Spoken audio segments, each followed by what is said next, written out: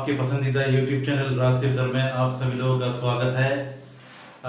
सबसे पहले इस वीडियो को शुरू करने से पहले मैं आप सभी लोगों को थैंक्स कहना चाहता हूँ।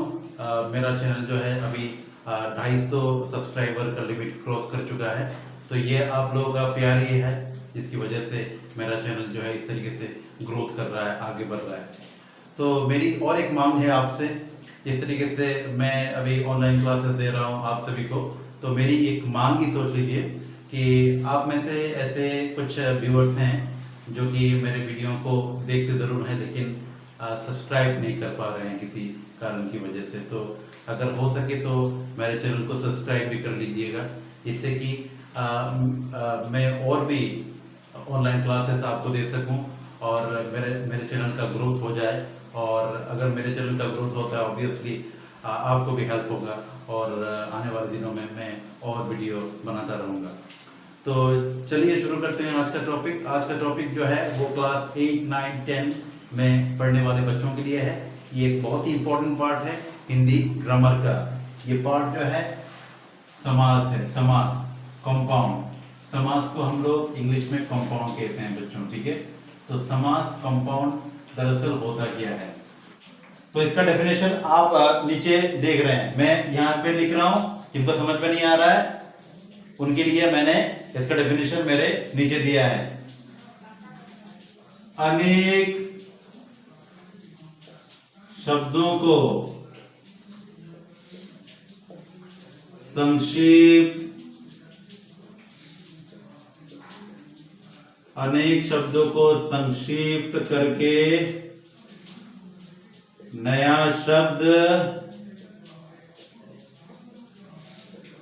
बनाने की प्रक्रिया को ही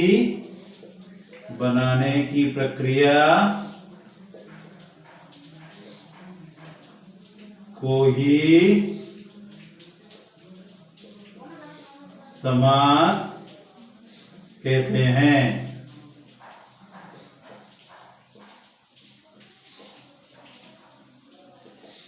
ठीक है बच्चों, तो अनेक शब्दों को संक्षिप्त करके नया शब्द बनाने की प्रक्रिया को ही समास कहते हैं। जब हम लोग अनेक शब्दों को संक्षिप्त करके एक नया शब्द बनाते हैं तब वो समास कहलाता है।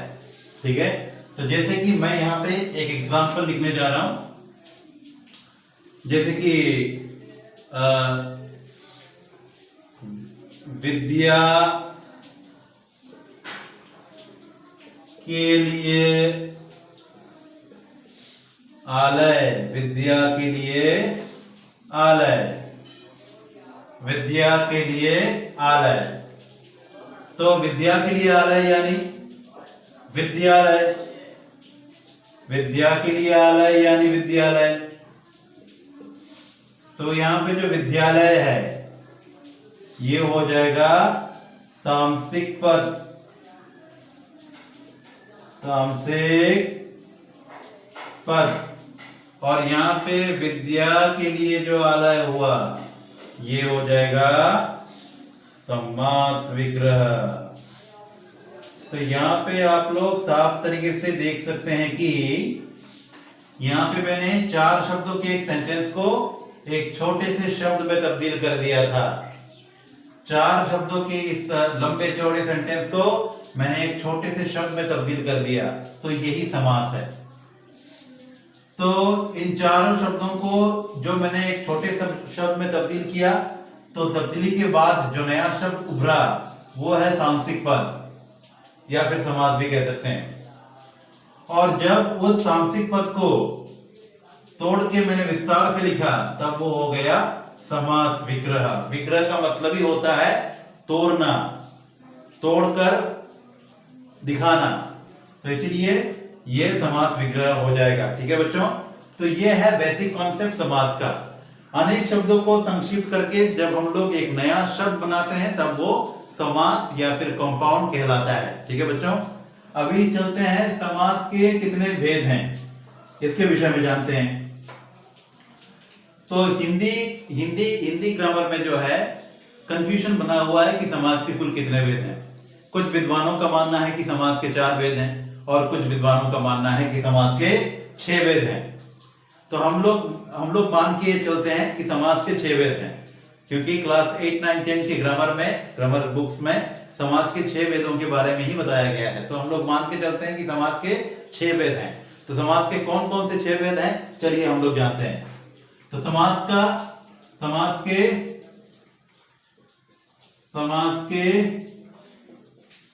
6 वेद हैं।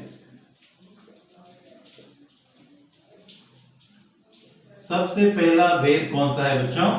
सबसे पहला वेद है अव्ययीभाव समास। अव्ययीभाव समास, ठीक है बच्चों। दूसरा है तत्पुरुष समास।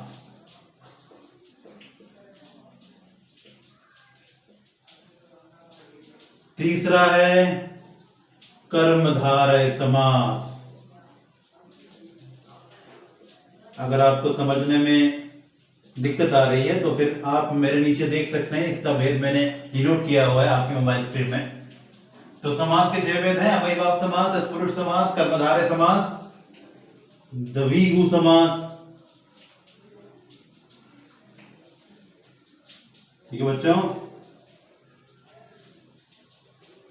फिर है द्वंद्व समास,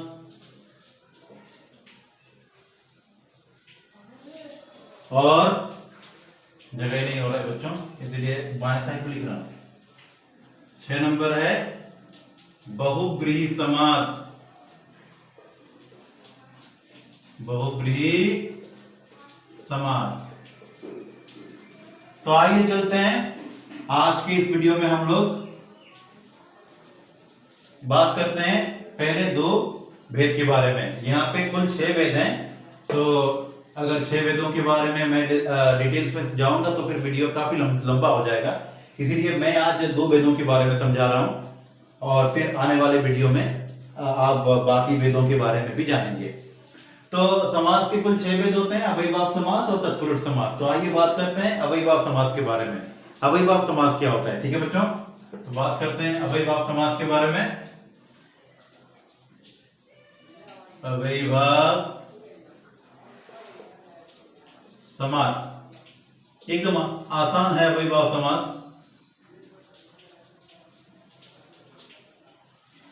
जिस समास का पहला पद प्रधान होता है वो अव्ययीभाव समास कहलाता है। क्या बताया मैंने? जिस समास का पहला पद प्रधान होता है, एकदम आसानी से आप समझ लीजिए, डेफिनेशन चाहे कुछ भी हो जाए, मैं एकदम आसान शब्दों में आपको बता रहा हूं। जिस समास का पहला पद प्रधान होता है वो अव्ययीभाव समास कहलाएगा, ठीक है बच्चों। तो पद क्या होता है मैं आपको वो भी बताने जा रहा हूं, एकदम डिटेल में आपको समझा रहा हूं, आपको कोई भी परेशानी नहीं होगी समझने में। तो पद क्या होता है मैं आपको समझा रहा हूं। पद किसको मैंने कहा पद? तो जैसे कि गगन चुंबी, गगनचुंबी को अगर मैं तोड़ के लिखूं यानी संधि विच्छेद करूं, आपको संधि विच्छेद के बारे में थोड़ा बहुत तो मालूम होगा, और अगर नहीं मालूम है तो फिर मैं अगले आने वाले वीडियो में जरूर बताऊंगा आपको। तो गगनचुंबी को अगर मैं तोड़ के लिखूं तो क्या लिख सकता हूं? गगन प्लस चुंबी, है कि नहीं बच्चों? गगन प्लस चुंबी। तो यहां पे जो पहला पार्ट है वो हो जाएगा पहला पद। यहां पे 2 शब्द हैं, जो पहला शब्द है वो है पहला पद, और जो दूसरा शब्द है वो हो गया दूसरा पद। तो इन्हीं को पद कहते हैं, इन्हीं को मैं यहां पे पद बता रहा हूं। तो जो पहला शब्द है यहाँ पे गगनचुंबी को तोड़ने के बाद 2 शब्द उभरे, उनमें से जो पहला शब्द है वो है पहला पद और जो दूसरा शब्द है वो है दूसरा पद, ठीक है बच्चों। तो यहाँ पे मैंने क्या बताया, जिस समास का पहला पद प्रधान होता है वही अव्ययीभाव समास है। जिस समास का पहला पद प्रधान होता है वही अव्ययीभाव समास है। तो यहाँ पे देख लीजिए, इसका मतलब मैंने जो डेफिनेशन आपको बताया या फिर जो बात मैंने अभी कहा उसके तहत ये पद जो है ये गगन, ये इसका इंपॉर्टेंस चुंबी से ज्यादा होनी चाहिए, और है भी। कैसे है? कैसे है बच्चों? गगन चुंबी मतलब गगनचुंबी मतलब इमारतों के बारे में बताया गया है। इमारतें, लंबे चौड़े इमारतें जो आसमान को छू रहे हों, वही गगनचुंबी कहलाएंगे। ठीक है, तो यहाँ पे गगन मतलब आसमान। गगन का मतलब क्या होता है बच्चों? गगन यानी आसमान, है कि नहीं? गगन यानी आसमान। और चुंबी मतलब छूने वाला, तो आसमान को छूने वाला हो जाएगा गगनचुंबी। तो यहां पर पहला पद क्या है? गगन है। तो गगन को मैं पूरे सीन से रिमूव कर दे रहा हूं, रिमूव कर रहा हूं मैं गगन को यहां से। किस लिए रिमूव कर रहा हूं आप जानेंगे अभी, क्योंकि ये पहला पद है। और मैंने आपको बताया था कि जिस समास का पहला पद प्रधान होता है वही अव्ययीभाव समास है, इसलिए पहले पद को मैं यहां से हटा रहा हूं, ये जानने के लिए कि ये सही मायने में ये अव्ययीभाव समास है कि नहीं। ठीक है बच्चों, तो अगर मैंने यहां से गगन को हटा दिया तो कौन सा शब्द बाकी रह जाता है? शब्द बाकी रह जाता है चुंबी। तो किसको छूने की बात हो रही है आप बताइए अभी? चुंबी का मतलब छूना, किसको छूना है? कोई हिंस है? कोई कुछ है? किसको छूने की बात हो रही है? कुछ समझ में आ रहा है? आ रहा है क्या? नहीं समझ में आ रहा है बच्चों, क्योंकि यहाँ पे तो है ही नहीं। यहाँ पे जो मेन इंपॉर्टेंट पद है वो तो है ही नहीं, वो यहाँ से गायब हो चुका है। तो कहां से पता लगेगा कि यहाँ पे किसको छूने की बात हो रही है कि नहीं? तो इसका मतलब गगन की अहमियत है, यहाँ पे गगन की अहमियत चुंबी से ज्यादा है, छूने से ज्यादा अहमियत यहाँ पर गगन की है, आसमान की है। तो इसका मतलब पहले पद की अहमियत यहाँ पे ज्यादा है बच्चों, इसीलिए ये गगनचुंबी जो है अव्ययीभाव समास का एक जीता जागता एग्जाम्पल हो जाएगा बच्चों। ठीक है, तो ये है अव्ययीभाव समास का एक एग्जाम्पल। और एक एग्जाम्पल मैं ले लेता हूं आपके लिए, आपको समझने में आसानी होगी। तो मैंने और एक एग्जाम्पल लिया, जैसे कि शिक्षालय। शिक्षालय, शिक्षालय को तोड़ के लिखूं, शिक्षा प्लस आलय। तो यहां पे शिक्षा हो जाएगा पहला पद और आलय हो जाएगा दूसरा पद। ठीक है बच्चों, तो मैंने पहले भी कहा था कि जिस समास का पहला पद प्रधान होता है वही जो है अव्ययीभाव समास कहलाता है। तो मेरे डेफिनेशन के मुताबिक यहाँ पर शिक्षा का अहमियत आलय से ज्यादा होनी चाहिए, और यहाँ पे आप देख सकते हैं कि है भी, क्योंकि अगर मैंने यहाँ से शिक्षा को हटा दिया तो सिर्फ आलय है।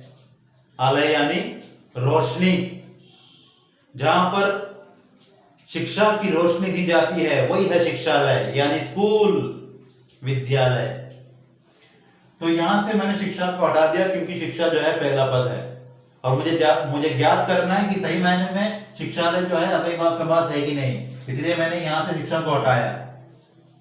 तो अगर मैंने शिक्षा को यहां से हटा दिया तो कौन सा शब्द बाकी रह जाता है? आलय रह जाता है बाकी, यानी रोशनी। किसको रोशनी दे जाने की बात की जा रही है? किसको? है ही नहीं, कुछ पता ही नहीं चल रहा है। लेकिन जब मैंने शिक्षा को जोड़ दिया आलय से पहले, तब पता चल रहा है कि यहां पर शिक्षा की रोशनी की बात की जा रही है, इसलिए यहां पर शिक्षा जो पहला पद है इसकी अहमियत दूसरे पद से ज्यादा है, इसलिए ये शिक्षालय जो है यह भी अव्ययीभाव समास हो जाएगा। ठीक है बच्चों, तो कोई भी डाउट है आपके मन में अव्ययीभाव समास को समझने में, आप मुझे कमेंट बॉक्स में कमेंट जरूर दीजिएगा। अगर आपको समझने में कोई भी प्रॉब्लम आती हो अव्ययीभाव समास के बारे में, तो आप कमेंट बॉक्स में कमेंट कर सकते हैं कि सर मुझे ये बात समझने में मुश्किल आई, तो मैं आपको समझा दूंगा कमेंट बॉक्स पे। ठीक है बच्चों, अभी बात करते हैं दूसरे भेद के बारे में। दूसरा भेद कौन सा है? दूसरा भेद है तत्पुरुष समास। तत्पुरुष समास। तो तत्पुरुष समास क्या होता है बच्चों? तत्पुरुष समास यानी जिस समास का दूसरा पद पहले पद से प्रधान होता है वही तत्पुरुष समास कहलाता है। अव्ययीभाव समास में जिस समास का पहला पद प्रधान था वही था अव्ययीभाव समास, लेकिन तत्पुरुष समास में दूसरे पद की अहमियत पहले पद से ज्यादा होती है बच्चों, ठीक है, तो वो हो जाता है तत्पुरुष समास। जिस समास का दूसरा पद पहले पद से प्रधान हो वही तत्पुरुष समास हो जाएगा, ठीक है बच्चों। आप डेफिनेशन कुछ भी लिख दीजिए, लेकिन जो मैंने कहा वो एकदम सिंपल फॉर्म में मैंने बताया है। जिस समास का दूसरा पद पहले पद से ज्यादा अहमियत रखती है वही तत्पुरुष समास कहलाएगा। तो उसके तहत मैं कुछ एग्जाम्पल आपको दिखाने जा रहा हूं, जिसके तहत आप इस विषय पर और विस्तार ज्ञान प्राप्त कर सकेंगे। जैसे कि स्कूटर सवार, तो स्कूटर सवार को भी मैं तोड़ के लिखता हूं, स्कूटर प्लस सवार। तो स्कूटर जो है यह है पहला पद, और सवार जो है यह है दूसरा पद। स्कूटर तो मालूम ही है आपको स्कूटर क्या होता है, और सवार का मतलब क्या होता है। सवार पर मतलब राइडिंग करना, कोई बंदा स्कूटर राइड कर रहा है तो स्कूटर सवार, राइडर जो कहते हैं वही है। तो स्कूटर सवार तो सवारी कर रहा है, सवारी का मजा ले रहा है। तो यहां पर जो है पहला पद स्कूटर, दूसरा पद है सवार। तो यहां से मैं क्या कर रहा हूं, क्योंकि मुझे पता है कि तत्पुरुष समास में दूसरे पद की अहमियत पहले पद से ज्यादा है, इसीलिए मैंने क्या किया, यहां से सवार शब्द को हटा दिया बच्चों, ठीक है। सवार शब्द को मैंने यहां से हटा दिया। तो अगर सवार शब्द को मैंने यहां से हटा दिया तो सिर्फ स्कूटर है। स्कूटर के साथ क्या हो रहा है, कोई खेल रहा है स्कूटर के साथ, कोई चला रहा है स्कूटर को, या फिर कोई स्कूटर को बेचने जा रहा है, कुछ भी समझ में नहीं आ रहा है। लेकिन जब मैंने सवार को स्कूटर के पीछे जोड़ दिया तब समझ में आ रहा है कि कोई बंदा जो है स्कूटर पर सवारी कर रहा है। तो इसका मतलब दूसरे पद की अहमियत पहले पद से ज्यादा है, इसीलिए ये स्कूटर सवार जो है ये तत्पुरुष समास का एग्जाम्पल हो जाएगा बच्चों, ठीक है। ये स्कूटर सवार जो है ये तत्पुरुष समास का एग्जाम्पल हो जाएगा, ठीक है। अभी और एक एग्जाम्पल ले लेते हैं, और एक एग्जाम्पल, माखन चोर, माखन चोर। तो माखन प्लस चोर, तो आपको मालूम ही है, मैंने कुछ एग्जाम्पल यहां पे पहले भी दिखाया है। तो इसके तहत माखन हो जाएगा पहला पद और चोर हो जाएगा दूसरा पद। तो मेरे कहने के अनुसार दूसरे पद की अहमियत पहले पद से ज्यादा होती है, इसलिए मैंने दूसरे पद को यहां से हटा दिया, जानबूझ के हटा दिया दूसरे पद को, क्योंकि मुझे पता लगाना है कि सही मायने में माखन चोर जो है तत्पुरुष समास है कि नहीं, ठीक है। इसलिए मैंने चोर शब्द को यहां से हटा दिया। तो क्या बचा है, माखन बचा है। तो माखन जो है, माखन के साथ क्या हो रहा है, कोई माखन खा रहा है, कोई माखन फेंक रहा है, माखन के साथ हो क्या रहा है मालूम नहीं चल रहा है। लेकिन जब मैंने चोर शब्द को माखन से पहले जोड़ा तब मालूम चल रहा है कि किसी ने माखन की चोरी की है या फिर कोई माखन चुरा रहा है। तो इसका मतलब चोर जो है इसका अहमियत जो है माखन से ज्यादा है, क्योंकि ये दूसरा पद है, चोर जो है दूसरे पद में है, और ये चोर शब्द की अहमियत पहले पद से ज्यादा है, क्योंकि चोर जो है दूसरा पद है। इसीलिए ये माखन चोर जो है ये भी तत्पुरुष समासी हो जाएगा। तो माखन चोर कौन है बच्चों, भगवान कृष्ण। भगवान कृष्ण को हम लोग माखन चोर कहते हैं, ठीक है। तो इन एग्जाम्पल के सहारे हम लोग आसानी से समझ सकते हैं कि कौन सा अव्ययीभाव समास है और कौन से तत्पुरुष समास है। अव्ययीभाव समास में हमेशा पहले पद की अहमियत ज्यादा होती है, जबकि तत्पुरुष समास में दूसरे पद की अहमियत ज्यादा होती है, ठीक है बच्चों। तो आज की इस वीडियो में हम लोगों ने जाना कि समास किसे कहते हैं, समास के कितने भेद होते हैं, सामसिक पद कौन सा होता है, समास विग्रह कौन सा होता है, और समास के दो भेदों के बारे में भी हम लोगों ने जाना, जो है अव्ययीभाव समास और तत्पुरुष समास, ठीक है बच्चों। तो तत्पुरुष समास के भी बहुत सारे भेद हैं, उन भेदों के बारे में हम आने वाले वीडियो में डिस्कस करेंगे। तो मेरी ये उम्मीद है कि आपको ये वीडियो पसंद आया होगा। अगर आपको ये वीडियो पसंद आता है तो आप अपने दोस्तों में इसे शेयर जरूर कीजिएगा, सब्सक्राइब करना ना भूलिएगा दोस्तों। सब्सक्राइब कीजिए मेरे चैनल को, जिससे कि मेरा चैनल जो है, मेरे चैनल के तहत आप और भी नॉलेज पा सकें, और मेरा चैनल जो है ग्रोथ भी हो जाए, और इससे जो है आपको ही अच्छा, आपके लिए अच्छा होगा। मैं और भी एजुकेशनल वीडियोस डालता रहूंगा मेरे क्लासेस के लिए। मेरा और एक सुझाव है बच्चों कि अगर आपको बंगाली और हिस्ट्री एजुकेशनल रिलेटेड वीडियोस देखना है तो आप सब्सक्राइब कर सकते हैं रूपम भट्ट मदर नेचर चैनल को। अगर आपको इंग्लिश रिलेटेड एजुकेशनल वीडियो देखना है, जैसे कि ग्रामर हो गया, या फिर क्लास 9-10 के पोएम हो गए, प्रोज हो गए, उनके विषय में ज्ञान प्राप्त करना है या फिर समरी समझना है, तो फिर आप सब्सक्राइब कर सकते हैं यूनिक स्टडी रूम चैनल को।